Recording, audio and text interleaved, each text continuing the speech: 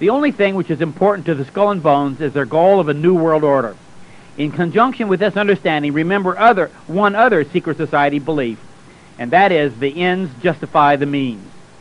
As Rosenbaum continued his research, he found strong, definite links between Skull and Bones and Bavarian Illuminists. Bavarian Illuminists were part of the original Masters of the Illuminati. First, Rosenbaum discovered documents which detailed the origins of Skull and Bones back to Germany. These documents stated, quote, "Bones is a chapter of a core of a German university," unquote. The document then described at length its relationship with this German secret society, the Thule Society, which led to the founding of Skull and Bones in 1832. Secondly, Rosenbaum discovered that, quote, above the arched walls, above the vault of the Bones Sacred Room, that's number 322, is a painting of skulls surrounded by Masonic symbols. Above this painting is the slogan in German which means, "Who is the fool? Who is the wise man, beggar or king? Whether poor or rich, all's the same in death," unquote. This means that only the works which one does in this life is what matters. In death, all men share the same fate. This statement is very consistent with the teachings of secret societies, showing their works-oriented philosophy. Thirdly, Rosenbaum discovered, quote, a haunting photograph of the altar room at one of the Masonic lodges in Nuremberg that is closely associated with Illuminism. Haunting because at the altar room center, approached through an aisle of hanging human skeletons, is a coffin surmounted by a skull and crossbones that look exactly like the particular arrangement of jaw bones and thigh bones in the official bones emblem. Finally, he says, the Skull and Bones was the official crest of another key Illuminist lodge. That's page 88. It is shocking also when we realize that German Nazi death camp guards wore this very emblem of Skull and Bones on the shoulders of their uniforms. Without doubt, we have established Skull and Bones to be a Brotherhood of Death Society, which is itself tied directly into the Masters of the Illuminati. It is no wonder that President George Bush began proclaiming the New World Order during his administration. The only other politician in the 20th century who had publicly advocated the New World Order was Adolf Hitler in the 1920s and 30s, and the New World Order vision of Adolf Hitler is identical to the one of former President George Bush.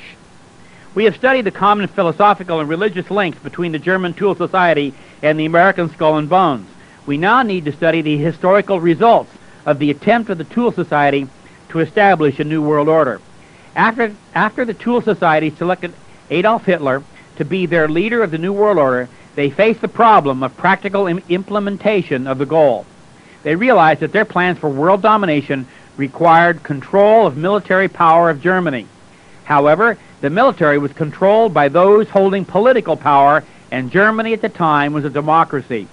Therefore, the Thule Society created the Nazi Party for the express purpose of overthrowing the Democratic Party of Germany. The guiding spirits of the Thule Society became the guiding spirits of the Nazi Party. In only 10 tumultuous years, Hitler gained high political office, from which he catapulted himself into position as absolute dictator in 1933. In 1938, Hitler began the final solution of the Jewish problem by initiating the Holocaust. In 1939, Hitler initiated World War II, which lasted until mid-1945. As I read the results of this war, remember the Apostle James' words when he says, quote, "Then the evil desire, when it has conceived, gives birth to sin, and sin, when it is fully matured, brings forth death," unquote. By 1945, the occult sin conceived by the Thule Society had come to full completion. These are the results of World War II, and the source here is the Webster Family Dictionary, Volume 19, 1984, page 192 and 93. Enormous armies were mobilized around the world. Russia mobilized 12,500,000 men.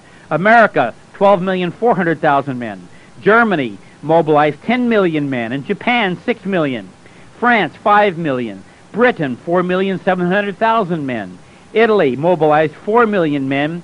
China mobilized 3,800,000 men, and Canada mobilized 1,100,000 for a total worldwide mobilization of 59,500,000 men. And the death toll was almost incomprehensible. Russia lost 10 million soldiers and 10 million civilians. Germany lost 3 million soldiers and 500,000 civilians. Japan lost 2 million soldiers and 500,000 civilians. Italy lost 330,000 soldiers and 80,000 civilians. Britain lost 350,000 soldiers and 60,000 civilians. France lost 200,000 soldiers and 200,000 civilians. China lost 1,300,000 soldiers with no estimate on civilian deaths. Poland lost 600,000 soldiers and 5 million civilians. America lost 390,000 soldiers and negligible civilian deaths. The total human lives killed were 18,200,000 soldiers and 16,300,000 civilians, for a total of 34 million deaths. When you add 18 million deaths from Hitler's death camps, you realize that over 54 million people lost their lives as the final result of the occult practices and goals of the New World Order of that German Brotherhood of Death Society, the Thule Society. The 6 million Jewish deaths from Hitler's final solution represented 2/3 of the total worldwide Jewish population. Hitler came close to winning World War II, but God's timing was not come. However, some of the after effects of World War II served to set the stage for the current drive toward the New World Order. This brief review of the after effects of World War II clearly shows much was achieved that set the stage for the current New World Order. Let us now review some of the goals which secret societies today have established for the New World Order. Keep in mind the Skull and Bones is the driving force and is the first among equals among all other secret societies and all other open organizations committed to this new order. They want a world government and are telling us that that's the only answer to man's problems. They want a one-world economy and a one-world religion.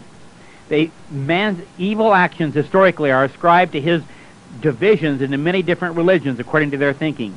Therefore, they lay much emphasis on reuniting all mankind into one religion. The current ecumenical movement is leading the charge toward this all-American goal, or this all-important goal. In a seminar held in Boston in 1991, the New England director of the Theosophical Society stated that at the proper moment in world history, the Roman Catholic Pope would travel to Jerusalem to address a worldwide religious conference.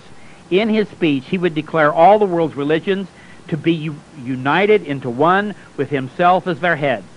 Thus, Alice Bailey's plan, stated almost 50 years ago, would be realized, that the Great One would reinstate the ancient mysteries religion and call it the New World Order religion.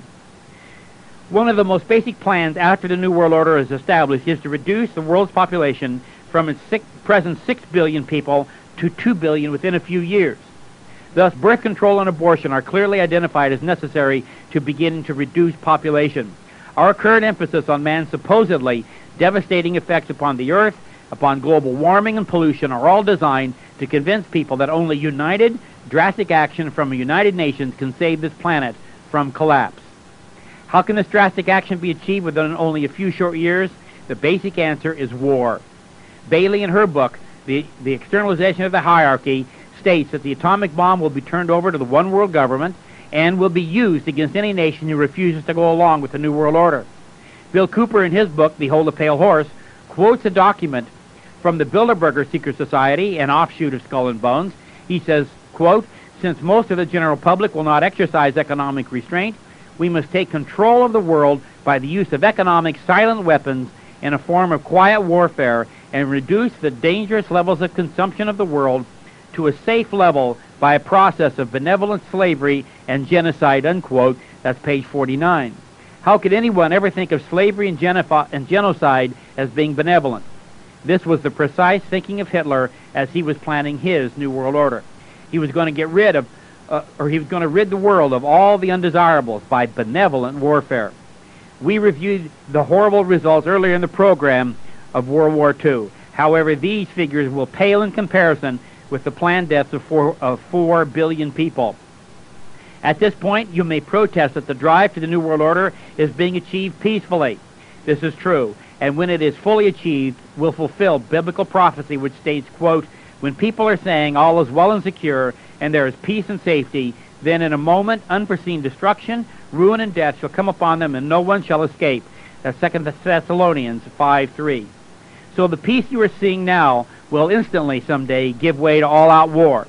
Further, these plans, when carried out, will also fulfill Bible prophecy in Revelation 6:4, which says, "And another horse came out flaming red, and its rider was empowered to take peace from the earth, so that men slaughtered one another, and he was given a huge sword," unquote.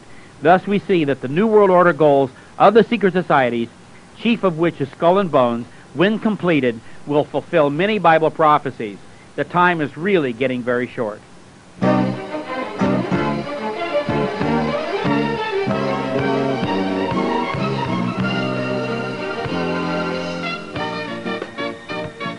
Dear listener, if you do not know Jesus Christ as your Savior, you must not delay any longer, for the time of grace is rapidly running out. But we born-again believers can live each of these last days joyfully and triumphantly, for we are as sure of our salvation as though we are already in heaven. Since this program is totally listener-supported, we need your support to stay on the air. If you are blessed today, please consider supporting this ministry, either on a one-time gift basis or regularly. You can mail your check and money order to Cutting Edge Ministries, 11 Robert Toner Boulevard, Suite 5-393, North Attleboro, Massachusetts, MA 02763. Or you may go to our homepage at www.cuttingedge.org and click on Supporting This Ministries to fill out the form there. We take Visa, MasterCard, Discover, and American Express. Be sure to indicate the radio station upon which you heard this broadcast. If you would like to purchase a tape of this program, please send a check or money order to this above address for $3 plus shipping, or you may put such a purchase on your credit card. Visit our CD and tape store on our homepage. And may God richly bless you, and keep looking up, for your Redeemer draweth nigh.